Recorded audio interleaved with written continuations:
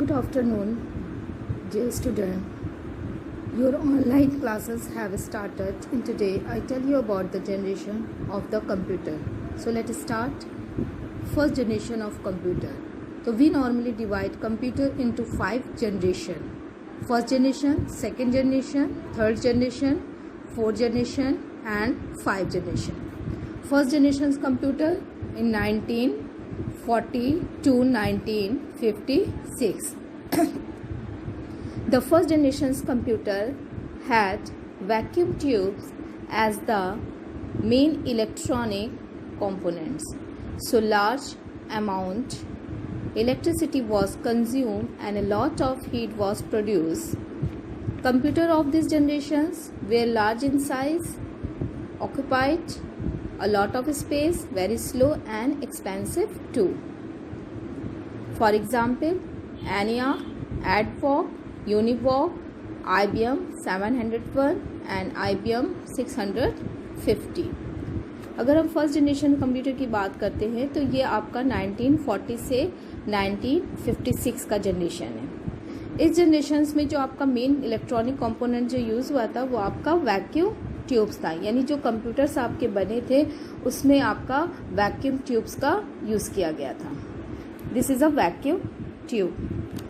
So large amount of electricity was consumed and a lot of heat was produced.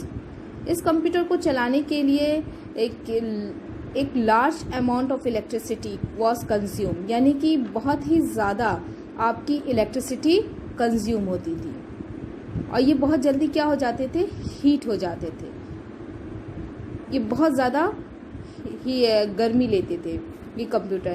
तो इनको अगर हम continue चलाते थे तो ये बहुत जल्दी हीट हो जाते थे और इनको दोबारा कंटिन्यू करने के लिए हमें कंप्यूटर सिस्टम को क्या करना पड़ता था, ऑफ करना पड़ता था.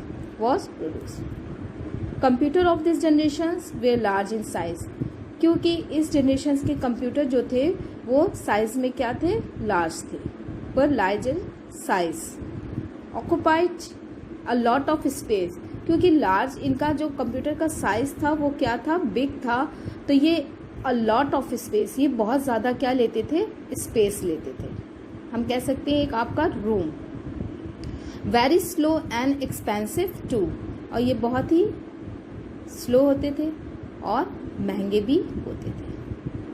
यानी अगर हम कहें कि ये आपका जो फर्स्ट जनरेशन का कंप्यूटर है, इस जनरेशन कंप्यूटर जो थे ये बहुत ही बड़े होते थे साइज़ में, और ये अगर हम इसको कंटिन्यू करते रहते थे, चलाते रहते थे, तो ये बहुत ज़्यादा हमारी इलेक्ट्रिसिटी कंज्यूम करते थे और बहुत जल्दी गर्म हो जाते थे. और इनको फिर से दोबारा यूज़ करने के लिए हमें इसको ऑफ़ करना पड़ता था. और इस जनरेशन के कंप्यूटर जो थे बहुत साइज़ में लार्ज थे और ये बहुत ज़्यादा स्पेस लेते थे और बहुत स्लो थे, वेरी स्लो एंड एक्सपेंसिव. ये बहुत महंगे भी थे. और सबसे बड़ी इसकी प्रॉब्लम ये थी कि अगर हम कोई भी डेटा इसमें अगर हम स्टोर कराना चाहें तो हम डेटा को स्टोर नहीं करा सकते थे. इसका एक आपका एग्जाम्पल है ENIAC, ADVOC, UNIVOC, IBM 701 and IBM 650. इस जनरेशन के कंप्यूटर में आपकी मशीन और असेंबली लैंग्वेज का भी यूज़ किया गया था. ये बहुत सेंसिटिव होते थे. Second generation computer 1956 to 1963. In the second generation of computer the vacuum tubes were replaced by transistor. One transistor replaced 40 vacuum tubes. Transistors were very small in size and faster in speed as compared to vacuum tubes. This generation computer were faster and could store more data. They use punch card and magnetic tapes to enter data. They consume less electricity and produce compared to the first generation computers. तो second generation की अगर हम बात करते हैं तो 1956 से 1963. In the second generation में जो आपके कंप्यूटर में जो फर्स्ट जनरेशन के कंप्यूटर में आपका वैक्यूम ट्यूब था, तो सेकेंड जनरेशन के कंप्यूटर में वैक्यूम ट्यूब की जगह किसने ले लिया था, रिप्लेस हो गया था ट्रांजिस्टर. इस जनरेशन कंप्यूटर में आपका ट्रांजिस्टर यूज़ किया जाता था. This is a transistor. One transistor replaced 40 vacuum tubes. यानी जो आपकी 40 वैक्यूम ट्यूब्स का जो काम था वो यानी एक ट्रांजिस्टर आपका जो था वर्क करता था। यानी एक ट्रांजिस्टर में आपके क्या यूज़ होते थे, यानी रिप्लेस कर दिया गया था 40 वैक्यूम ट्यूब से। Transistor were very small in size, transistor आपके जो थे बहुत ही स्मॉल साइज के, एंड फास्टर, ये बहुत तेज़ी से चलते थे in speed as compare to vacuum tubes. अगर हम वैक्यूम ट्यूब से इसका कंपेयर करें तो इसकी स्पीड बहुत फास्ट थी और ये स्मॉल साइज की थी। This generation computer were faster and could store more data. इस जनरेशन के कंप्यूटर में हम डेटा को भी स्टोर करा सकते थे। फर्स्ट जनरेशन के कंप्यूटर में हम डेटा को स्टोर नहीं करा सकते। इन केस अगर हमें डेटा को इसमें स्टोर कराना होता था तो उसके लिए हम लोग यूज़ करते थे magnetic drum. They consume less electricity and produce less heat as compare to the first generation computer. इस जनरेशन के कंप्यूटर में आपकी इलेक्ट्रिसिटी भी क्या हो गई, लेस हो गई, एंड प्रोड्यूस लेस हीट और produce less heat as compare to the first generation computers. अगर हम फर्स्ट जनरेशन के कंप्यूटर से इसका कंपैरिजन करते हैं तो आपकी इलेक्ट्रिसिटी भी कम खर्च होने लगी और ये गर्म भी कम होने लगा। एग्जाम्पल में IBM 7090, IBM 7940 and Univoc 1108। Third generation computer, third generation computer आपकी स्टार्ट हुई 1964 to 1971। The development of the integrated circuit left in mark in the third generation of computers.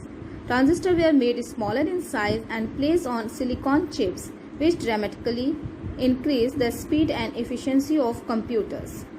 In this generation, keyboards and monitors were used instead of punch cards and print out.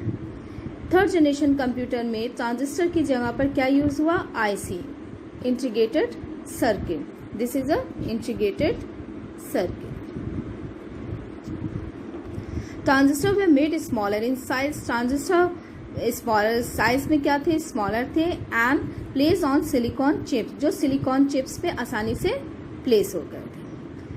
इसमें जो था एक silicon chips होती थी, यानी आपकी इसमें बहुत सारे छोटे छोटे क्या थे आपके, this is a transistor, in transistor को क्या कर दिया गया था, प्लेस कर दिया गया था, विच ड्रामेटिकली इंक्रीज द स्पीड, और जो कि आपका ड्रामेटिकली इसमें स्पीड को इंक्रीज किया गया था और इसको कंप्यूटर को यूजेबल बनाया गया था।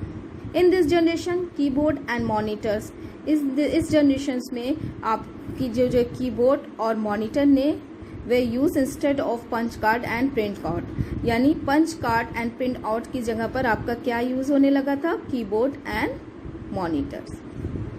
The computer where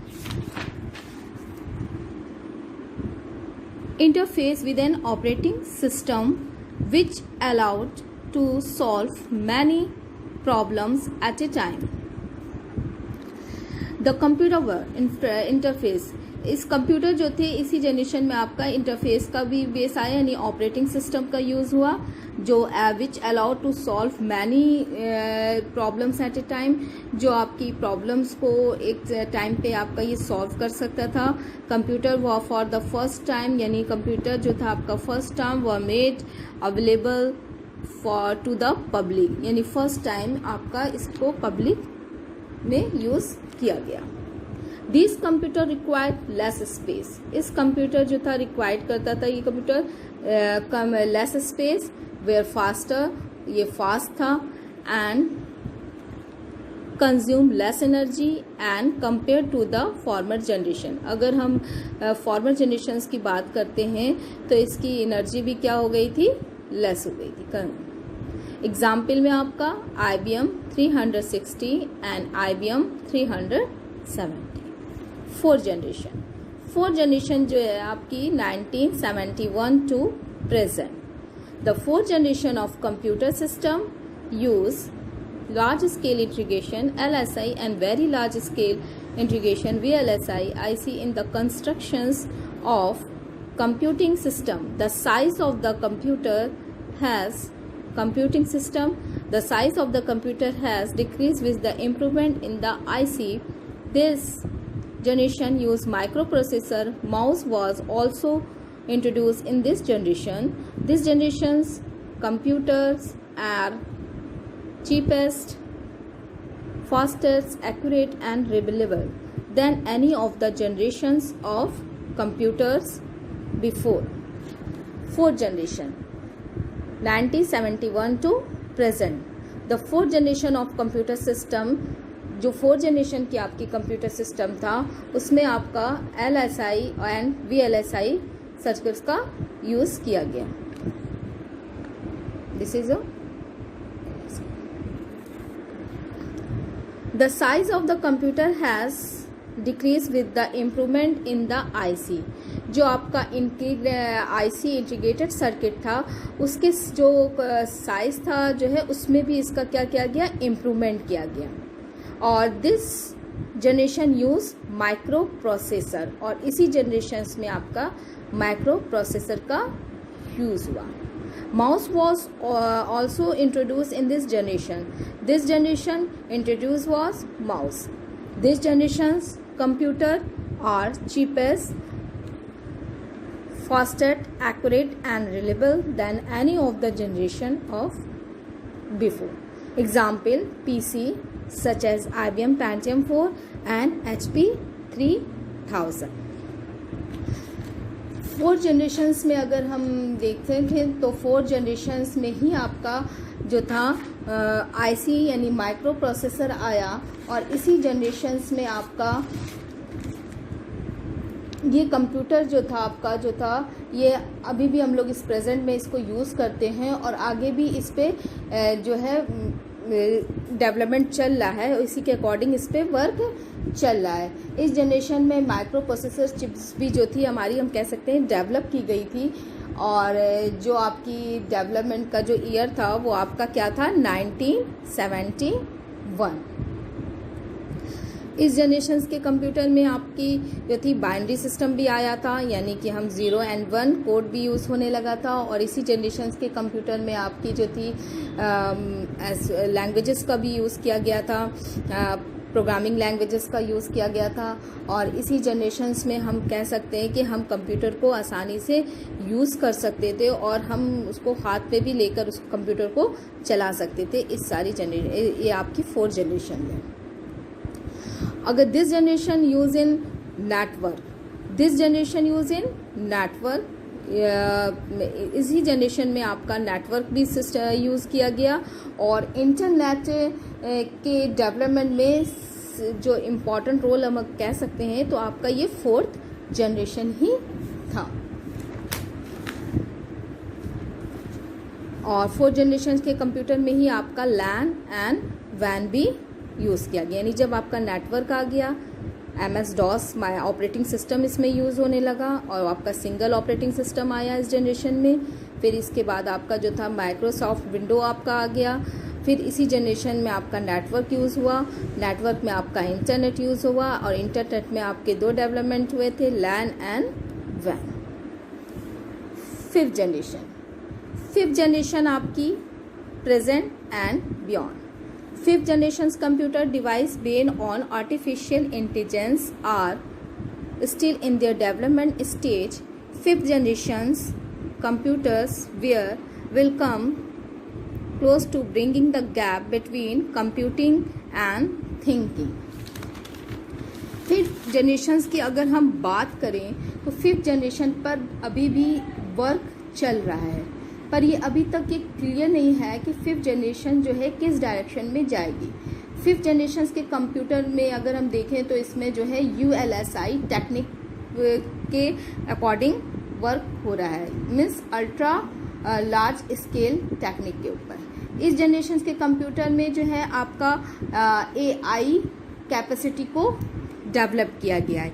AI means artificial intelligence capacity में, और इसी के अकॉर्डिंग जो है इस पे आपका जो है वर्क चल रहा है.